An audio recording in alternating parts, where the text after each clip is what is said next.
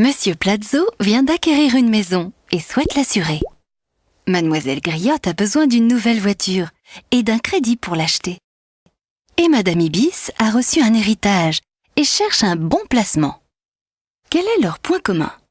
Sans le savoir, ils ont fait appel à des intermédiaires en assurance, banque et finance.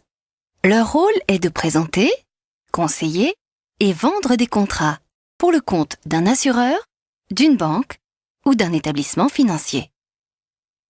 Il existe deux types d'intermédiaires, les courtiers et les mandataires. Les courtiers vendent des contrats pour plusieurs sociétés. L'intermédiaire de Madame Ibis, par exemple, est conseiller en investissement financier. Il propose les placements financiers de différents établissements. Les mandataires, quant à eux, vendent des produits pour une seule société. L'intermédiaire de Monsieur Plazo, lui, est un mandataire, agent général d'assurance. Il représente une seule assurance et lui propose ses produits. Et Mademoiselle Griotte. Son concessionnaire lui propose un crédit pour acheter sa voiture. C'est donc aussi un intermédiaire, mandataire en banque. Mais il existe d'autres intermédiaires, courtiers ou mandataires en activité secondaire auxquels on ne pense pas. Une grande surface qui propose des crédits, certains sites internet comparateurs de prix, ou encore le service assurance des pompes funèbres. Quelles attentes peut-on avoir de ces intermédiaires? Ils ont avant tout un devoir de conseil afin de proposer un contrat adapté au client. Ils doivent interroger le client sur sa situation et son besoin, remettre un compte-rendu de l'entretien avec le contrat adéquat et son coût, et valider tout accord par une signature.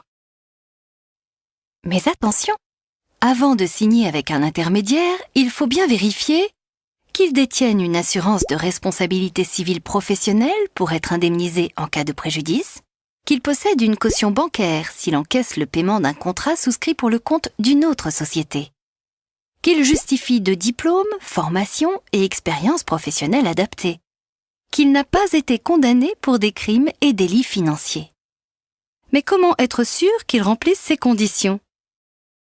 Grâce à son inscription à l'ORIAS, le registre unique des intermédiaires en assurance, banque et finance.